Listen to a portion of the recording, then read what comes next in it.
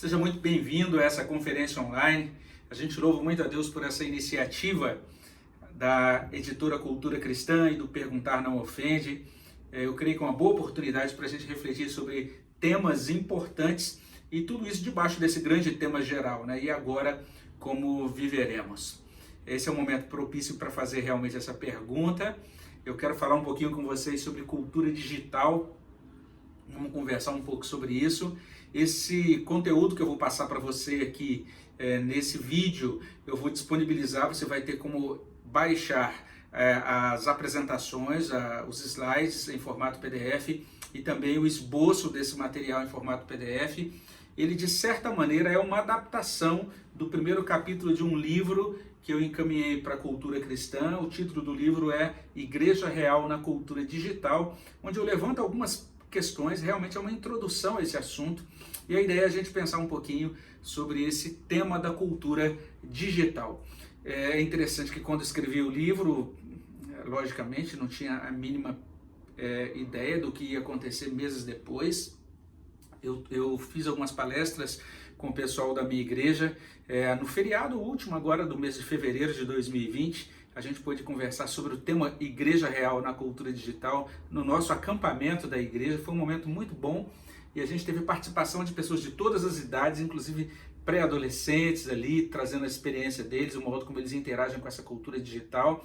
Algumas coisas que foram colocadas ali eu nem imaginava que meses depois a gente ia estar tão ligado a elas, não é? Porque agora, por conta do isolamento social, muitos de nós estamos agora mergulhados aí em dispositivos digitais e podendo interagir uns com os outros, com os nossos familiares, basicamente necessitando nessa dependência desses dispositivos. Eu quero, nessa ocasião, falar um pouquinho sobre o que é a cultura digital. A minha ideia é apresentar um pouquinho isso para você. Eu quero só dizer, né, que logicamente é uma introdução ao assunto, é também uma simplificação, porque quando a gente fala de cultura digital, é mais ou menos como se a gente estivesse falando de cultura brasileira. A gente pode dizer, existe uma cultura brasileira, a gente tem muita coisa a falar sobre a cultura brasileira, mas é lógico que a gente que vive no nosso país sabe que existem diversas subculturas. A gente pode falar, por exemplo, sobre uma cultura evangélica, a gente pode falar sobre uma cultura da região centro-oeste, uma cultura da região sul. Existem, dentro de uma mesma cidade, a gente tem diversos nichos culturais, formatações culturais diferentes. E é nesses termos que quando a gente fala sobre cultura digital, é a mesma situação. A gente tem diversas ramificações disso. A gente pode estar falando, por exemplo, sobre redes sociais dentro desse contexto, sobre cultura digital dentro desse contexto das redes sociais, mas a gente pode estar falando sobre cultura digital pensando em pesquisa, por exemplo, de ponta na área de saúde, ou pesquisas de pós-graduação em diversas áreas do conhecimento, ou simplesmente na experiência da gente poder conversar com um parente por uma ferramenta de mensagem usando o nosso celular, o nosso smartphone. Então a cultura digital, ela se desdobra em uma série de aplicações, uma série de perspectivas, e é nesses termos então que o que eu vou oferecer aqui realmente é uma introdução bem por alto. Eu quero começar lendo um texto com você, é o texto de Gênesis 1, versículo 26, que diz assim: também disse Deus, façamos o homem à nossa imagem, conforme a nossa semelhança, tenha ele domínio sobre os peixes do mar, sobre as aves dos céus, sobre os animais domésticos, sobre toda a terra e sobre todos os répteis que rastejam pela terra. Então esse é o texto de Gênesis 1, 26. Antes da gente prosseguir, eu queria convidar você para a gente fazer uma oração. Vamos orar ao nosso Deus e a partir daí a gente vai meditar um pouquinho nesse texto e fazer o link desse texto com a cultura digital. Obrigado, Senhor, por esta oportunidade. Agradeço, ó Pai, no nome de Jesus, porque posso estar aqui com os meus irmãos nesta conexão, propiciado, ó Deus, pelos meios digitais, para que estejamos meditando, ó Deus, interagindo um pouco e refletindo um pouco sobre esse tema tão importante. Venha abençoar, ó Deus, a vida de cada uma das pessoas que está acessando esse link, acessando esse conteúdo. Abençoa também, Senhor Deus, todos os outros preletores, todas as outras ministrações, oficinas, que seja realmente, ó Deus, uma oportunidade de edificação, que haja bênção do Senhor nos nossos corações. É o que eu peço no nome de Jesus. Amém, Senhor Deus. Então nós iniciamos a nossa reflexão sobre esse assunto e a gente pode fazer duas observações, duas afirmações, melhor dizendo, nesse primeiro momento, né? Então eu vou destacar essas duas afirmações e aí, baseado nessas duas afirmações, eu vou propor uma definição de cultura digital, tá certo? Vamos primeiro começar com as afirmações. A primeira afirmação é a seguinte: quando eu uso essa expressão cultura digital, eu estou apontando para os mandatos de Deus na criação. É por isso que a gente começou com esse texto que fala sobre criação. Deus criando o homem, estabelecendo o homem com determinadas configurações, como a gente vai ver daqui a pouquinho. Então a gente está falando sobre mandatos divinos na criação e, ao mesmo tempo, a gente pode dizer que quando a gente menciona a cultura digital, nós estamos falando de necessidades e de desejos muito antigos, muito primordiais no ser humano. Vamos entender um pouquinho melhor que desejos são esses. Eu vou falar sobre esses desejos. São 6 desejos que nós temos e que, de certa maneira, a cultura digital vem até nós e diz: eu posso suprir, eu posso atender essas necessidades humanas. Vamos entender primeiro essa afirmação relacionada aos mandatos de Deus na criação. Nós lemos Gênesis capítulo 1, versículo 26, e o que a gente percebe aí é Deus criando o homem. E ele cria o homem, dando ao homem capacidade para dominar sobre a criação. Façamos o homem à nossa imagem, conforme a nossa semelhança, tenha ele domínio. Sobre o quê? Sobre a criação. Essa é a tônica do texto. Os chamados teólogos reformacionais, ou seja, especialmente os teólogos ligados àquela tradição holandesa, que está ali vinculada a nomes como Abraham Kuyper ou Herman Dooyeweerd e outros, tem outros que poderiam ser mencionados aqui. Eles estão sempre falando sobre isso, que esse mandato que Deus nos criou, Ele nos deu um mandato de domínio, que também pode ser chamado de mandato cultural. O que significa o mandato cultural? Deus criou o homem e capacitou o homem para criar cultura. E quando a gente usa a palavra cultura no contexto dessa explicação teológica desse mandato, isso imbrica, isso tem a ver com tecnologia. Então essa é a ideia.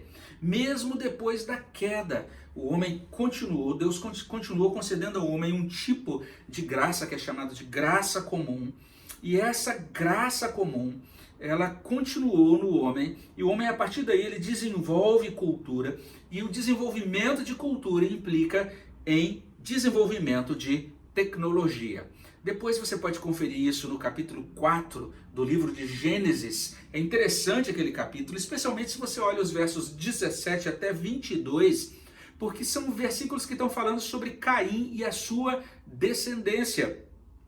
Caim cumpre o mandato cultural estabelecendo uma cidade. Para ele estabelecer uma cidade, então ele está demonstrando aí a capacidade de obtenção e gerência de recursos, a capacidade de planejamento, o desenvolvimento e uso de técnicas construtivas. O texto também vai falar sobre Jabal, e Jabal cumpre esse mandato cultural fabricando tendas, investindo em pecuária. Jubal faz a mesma coisa incrementando música. E Tubal-Caim trabalha com fundição e com metalurgia.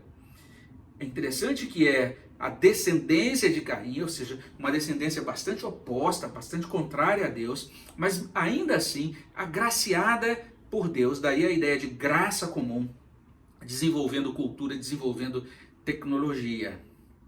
A palavra tecnologia parece estar ligada a coisas muito avançadas, né? A gente já imagina um computador ou coisas assim, ou uma espaçonave, né? Essas coisas de filme de ficção científica. Mas a palavra tecnologia vem de um termo grego, que é o termo tekne. É o termo que significa técnica, arte. Então isso é bem interessante. O produto dessa técnica é chamado de artefato.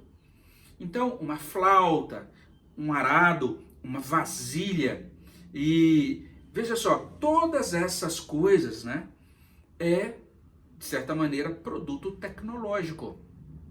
A pessoa que produz isso é chamado de artífice ou artesão. Então, existe um sentido em que a palavra tecnologia significa tratado sobre uma arte, essa aptidão para produzir artefatos que produzem uma dimensão que a gente chama de dimensão social. E aqui eu estou falando de arte nesse sentido, não arte com aquele sentido de atividade humana diante dos quais o nosso sentimento é admirativo. Não é aquela arte que você vai numa galeria e contempla, por exemplo, uma pintura ou uma escultura, mas estou falando especialmente dessa capacidade de fazer dispositivos, vamos dizer assim, de uso social. Então, por essa ótica, tanto um serrote como também um smartphone são tecnológicos, são produtos da técnica. Então é nesse sentido que a gente usa a palavra tecnologia. E é nesse sentido que quando a gente menciona a cultura digital, nós estamos pensando nos mandatos de Deus na criação. Ou seja, Deus criou o homem com capacidade para criar tecnologia, para desenvolver cultura e tecnologia.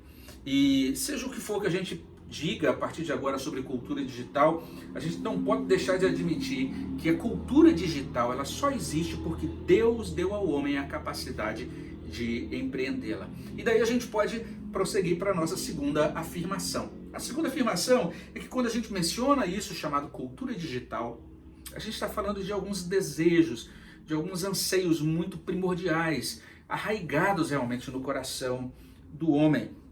A cultura digital parece fazer sentido para o homem porque ela tem relação, ela apela, de certa forma, para esses desejos, para essas necessidades. Primeiro, nós já tivemos a oportunidade de ver que Deus deu ao homem essa capacidade de criar tecnologia.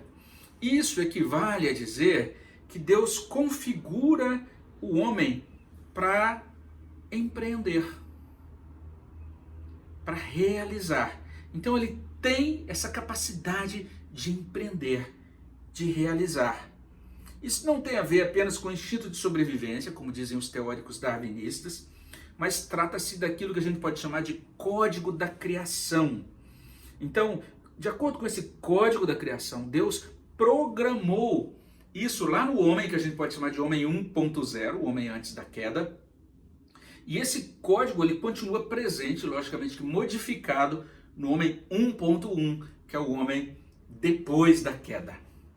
E a palavra de Deus nos diz isso. Deus cria o homem, dá a ele um mandato cultural. Agora ele é um indivíduo que tem esse interesse em realizar, em empreender. Isso é algo que está no coração do homem. E ele se sente bem quando ele pode fazer isso. Isso é algo que motiva o ser humano. Em segundo lugar, se antes da queda o homem dominava como um vice-gerente do Criador, depois da queda o homem domina usurpando a honra, o título e o status do Criador. Ou seja, ele, o próprio homem, deseja dominar. Vamos tentar entender isso. O que acontece? Deus estabelecendo o homem como um vice-gerente, o homem podia realizar todas as coisas para Deus como uma oferta de amor, como um ato de adoração, dando toda a glória por suas realizações a Deus. Mas depois da queda, o homem quer essa glória das realizações para si. É nesse sentido que ele tenta erigir Babel, lá em Gênesis capítulo 11, de 1 até o verso 9. Confira lá e você vai perceber essa insistência do homem. Né? Ele agora está decaído. Antes ele exercia esse mandato do domínio, do mandato cultural, sob Deus, debaixo de Deus, submisso a Deus, para a glória de Deus. Ele entendia que Deus é o ser que preenche todas as coisas. É isso que ele entendia. A queda muda isso. A queda faz com que o homem agora ele seja encaminhado para um desejo de domínio que corresponde à expansão do próprio homem para o alto e para os lados. O que quer dizer isso? Quer dizer, o homem quer algo que preencha todos os espaços. De certa maneira, a cultura digital tem a ver com isso, esse desejo do homem de transcender as limitações, por exemplo, espaciais. É por isso que mesmo a gente limitado, agora estando isolado nos nossos espaços por conta dessa pandemia, a gente tem como acessar um conteúdo como esse.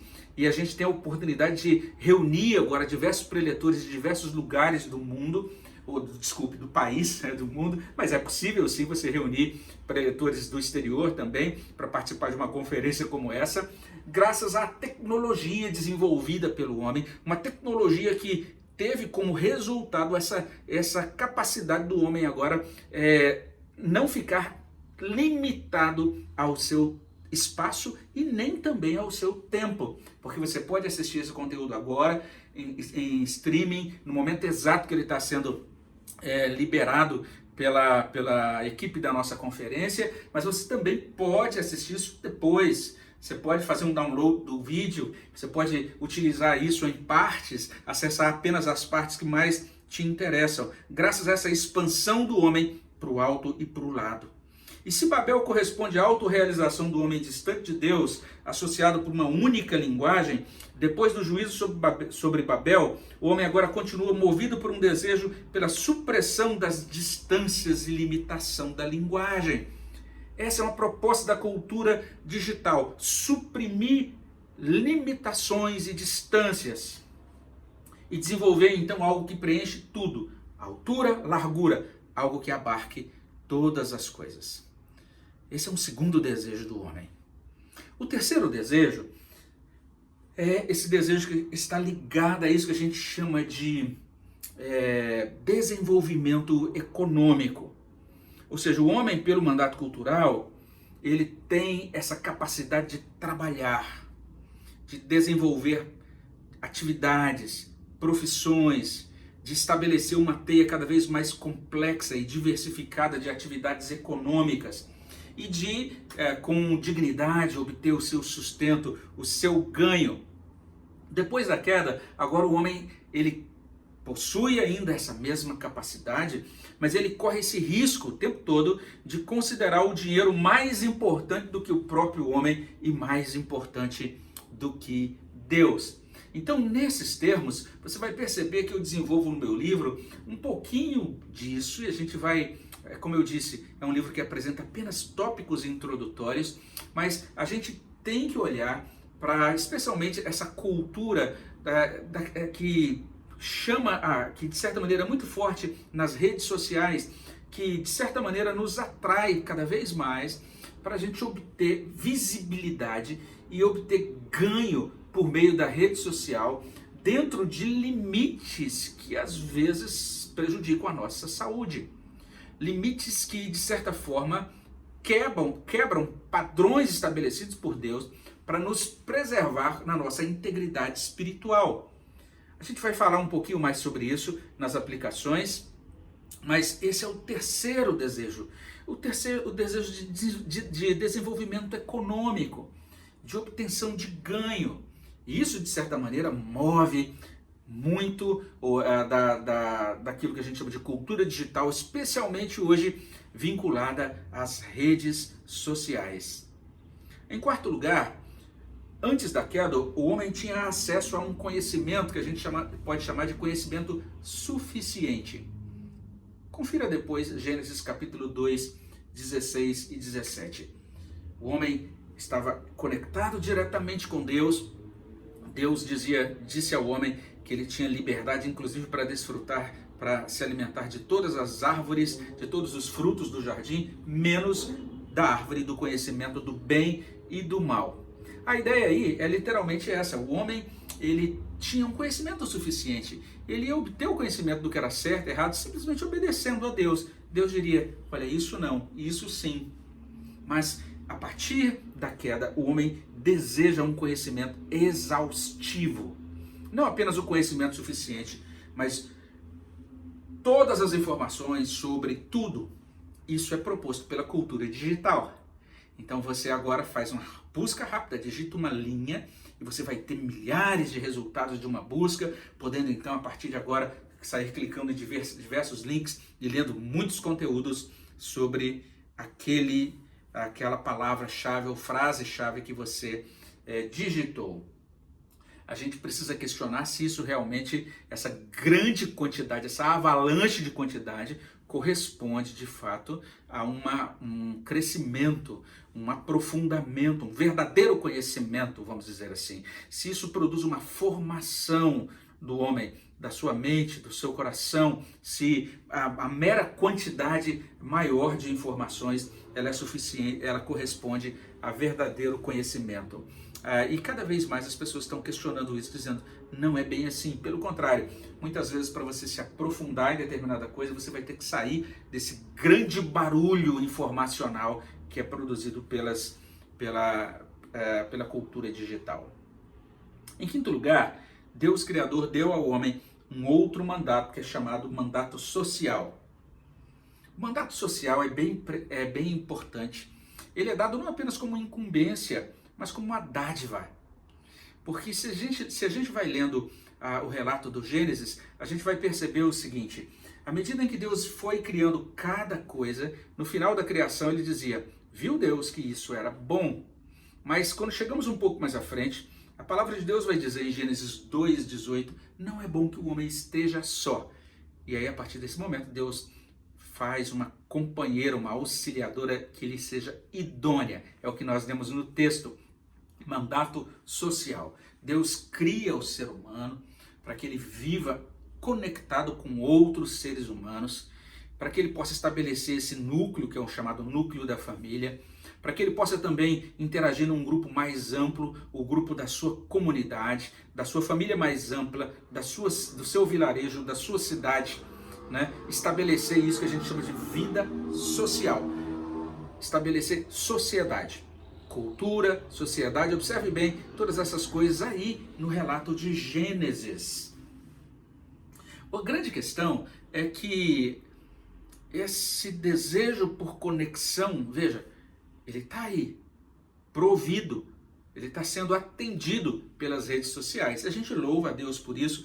A cultura digital, as tecnologias digitais nos permitem, inclusive nesse tempo de isolamento, né, mandar uma mensagem, conversar por vídeo, ver uns aos outros, né, por vídeo, compartilhar, ouvir as vozes uns dos outros. A gente agradece a Deus por isso. Mas a grande questão é que a queda produz uma deturpação do mandato social. Ele se desdobra nesse desejo por conectar, compartilhar, mas acaba abrindo espaço para conexões que a gente chama de conexões narcisistas, conexões perversas. Então, você corre o risco de se expor apenas para se promover, e você corre o risco de ficar dependente dessa autopromoção, de repente se sentir triste, abatido, até deprimido mesmo, ser tomado, né, de um desalento quando você percebe que aquilo que você publicou não teve as curtidas necessárias, ou que você gostaria de receber, quando as pessoas não ligaram muito para aquele seu conteúdo, né? Ou você não está tendo o sucesso que gostaria de ter, você faz uma comparação e percebe que o seu amigo, ou a sua irmã, o seu irmão, ou seja lá quem for, o seu colega de trabalho, realmente é mais popular nas redes sociais do que você. Além disso, muita gente é viciado hoje em construtos, em conteúdos disponibilizados pela cultura digital. A gente tem vício em games, a gente tem vício hoje em séries de TV, a gente tem vício em pornografia. Então são perspectivas danosas que de certa maneira são ampliadas pelas tecnologias digitais. Então a queda transforma o desejo de conexão e compartilhamento em uma exposição que alguns teóricos têm chamado de exposição comercial. Ou seja, você começa a se expor como se você fosse um produto. Então até essa ideia, veja só, a ideia do marketing pessoal, que já existia desde a década de 80, 90, no meio do que a gente chama de meio profissional, né? pessoas já desde aquela época, era uma época que eu trabalhava na iniciativa privada, e a gente entendia essa necessidade de fazer o marketing pessoal, não apenas trabalhar bem, mas mostrar que você trabalhou bem, para que você confirme o seu valor dentro de uma instituição, para que você assegure o seu emprego, ou para que você possa crescer dentro daquela empresa, daquela organização. Não há dificuldade nenhuma em você fazer um bom trabalho, mostrar o seu bom trabalho, e você mostrar realmente que Deus realmente te deu alguns dons, algumas capacidades, e agora você usa esses dons e você diz, olha só o que eu sei fazer para a glória de Deus. Não há dificuldade nenhuma nisso. Eu acho muito bonito quando eu leio alguns textos de Calvino, ele diz, olha, eu vou fazer isso, eu estou escrevendo esse livro porque Deus me deu esses dons e eu tenho que contribuir com a igreja dele, eu sou capacitado para fazer isso, então eu vou fazer. Então não há dificuldade nisso, mas o problema é quando essa exposição se torna comercial. Então você está querendo apenas se vender como um produto, se você perde a sua pessoalidade, você deixa de se considerar como pessoa e passa a se considerar apenas como marca, como produto, e essa exposição sua se torna cada vez mais pornográfica. E aí quando a gente usa a palavra pornográfico aqui, não significa apenas pornografia no sentido de imoralidade, de pecado sexual, mas no sentido de hiperexposição, de você se expor além da medida, fora daquele limite de modéstia, de decoro, de você ter o cuidado em resguardar a sua privacidade, resguardar a vida da sua família. A gente precisa de um espaço na alma em que a gente se aquieta, em que a gente agora invoca a Deus, em que a gente reflete sobre o nosso próprio ser, um espaço em que a gente não naquele momento, avaliado, metrificado, em que a gente não é avaliado com base em popularidade, no modo como as pessoas nos veem, e sim a gente construir uma imagem, um senso de identidade a partir daquilo que a palavra de Deus diz acerca de nós. E quando a gente parte para esse outro lado, a gente fica numa corrida irrefletida para se auto-expor, para ganhar popularidade, para se projetar nas redes sociais especialmente. Então isso é a gente está fazendo uma deturpação, vamos dizer assim, dessa quinta necessidade que Deus estabeleceu dentro da nossa alma quando nos criou. Em sexto lugar, Deus Criador nos convida a conhecê-lo e amá-lo no mandato espiritual. Ele nos criou para a glória dele. Em Gênesis 1, 26 a 28, é dito que Deus nos criou conforme a sua imagem, semelhança, ou seja, nós podemos comungar com ele, podemos ter comunhão com ele. Em Gênesis 2, 15 a 17, Deus criou o homem para que o homem agora possa cuidar do jardim, guardar o jardim. E essas duas palavras que são usadas aí, dois desses termos que estão aí falando desse cuidado do homem e dele guardando o jardim, são palavras usadas também na liturgia. Elas deveriam fazer, indicando que esse serviço seria para a glória de Deus, seria como culto a Deus. A Bíblia vai dizer isso, nós precisamos de conexão com o nosso Criador. É assim que ela começa. Ela começa com esse ser transcendente, primeiro e último. Esse ser que é tanto a nossa origem, como também o nosso destino. É desse ser que vem a nossa vida, o nosso sustento, o nosso descanso, a nossa alegria, a nossa segurança. Isso é revelado desde a primeira palavra criadora até o plantio e as provisões do jardim. Veja só, desde o início, desde a criação, até, se você pega lá de Gênesis 1:1 até 2:25, Deus criando, o próprio Deus plantando um jardim para ter comunhão conosco. Ele não apenas é esse Deus que cuida de quem nos cria e cuida de nós na providência, ele também é o nosso Salvador. E basta conferir Deus interagindo em amor, assegurando a redenção logo depois da queda, lá em Gênesis 3, de 1 a 24. Ele procura o homem, ele produz uma vestimenta para cobrir a nudez do homem.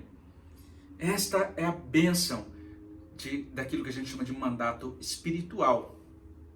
Mas o problema é que depois da queda, o homem quer vida fora de Deus. Ele quer sustento a despeito de Deus. Ele quer descanso desligado de Deus, alegria sem Deus. segurança, salvação, providas e garantidas por nossa própria capacidade, por nossa própria força. Perceba como a cultura digital, de certa maneira, está provendo, está prometendo isso. Para começar, a gente se conecta à nuvem. E aí, converse com 2 ou 3 pessoas, assim, de forma mais pessoas que não são especialistas em tecnologia, não é? Dentro de uma perspectiva mais popular, se pergunte para elas o que significa nuvem. Ninguém consegue explicar direito o que é nuvem. A gente só sabe que a gente está conectado à nuvem. Eu acho interessante essa imagem da nuvem no Antigo Testamento, não é? É a imagem muito preciosa para o povo de Israel. É Deus caminhando com o povo e cuidando do povo todo o tempo. Agora as pessoas estão conectadas a algo que é maior do que elas. Estão conectadas à grande rede.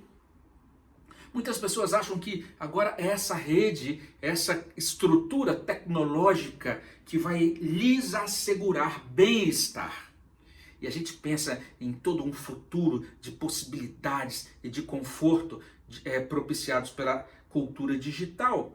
Muitas pessoas estão buscando agora o seu entretenimento, a sua alegria nas mídias digitais, né? Elas estão buscando descanso nisso que é provido pelas mídias digitais.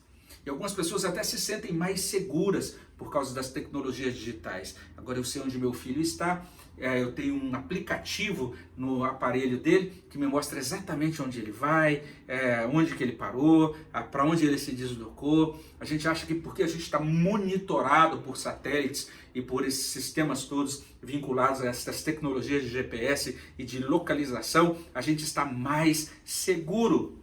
Antigamente, um filho saía para viajar e a mãe ficava aqui orando pelo filho.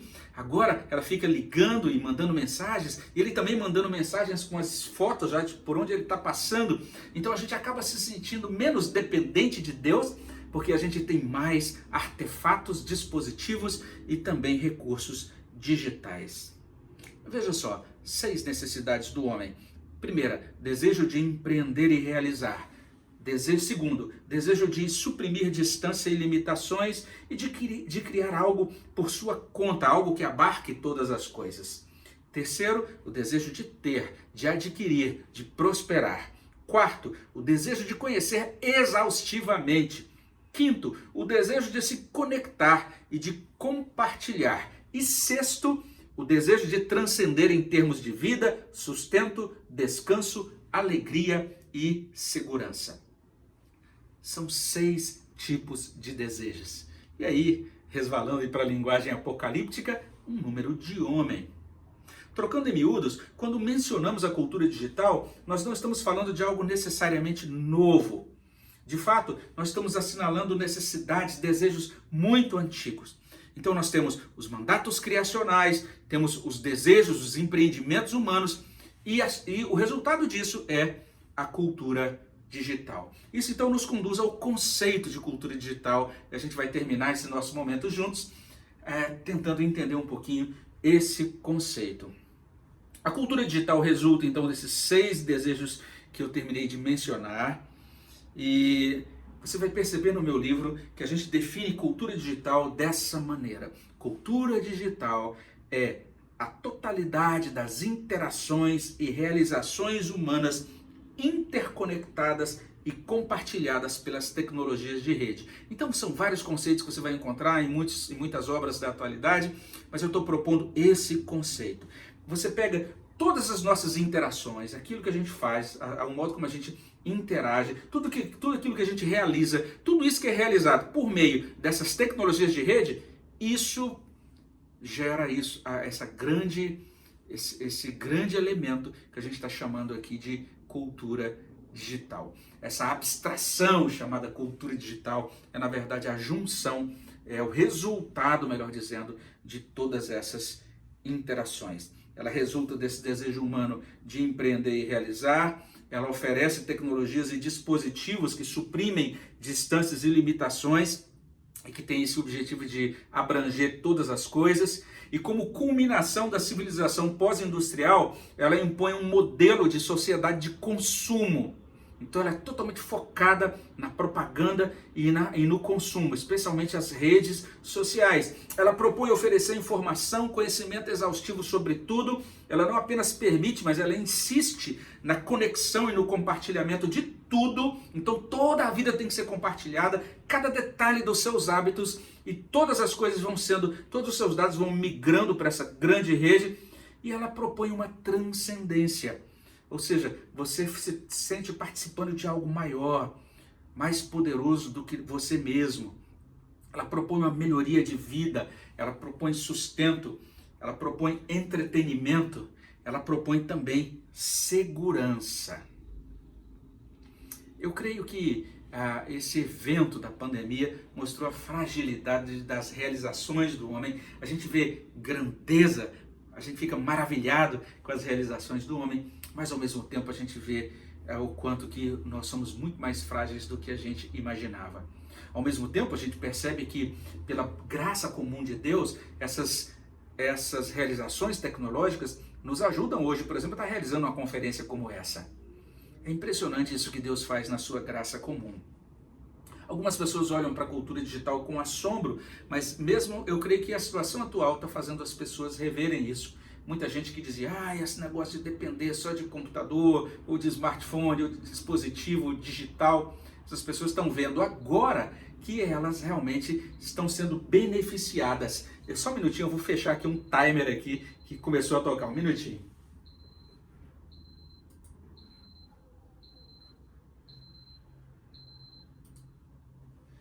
Me desculpem, deixei aqui algo ligado no computador. Essas são os probleminhas da cultura digital, né? Mas vejam só, algumas pessoas olham para a cultura digital com assombro.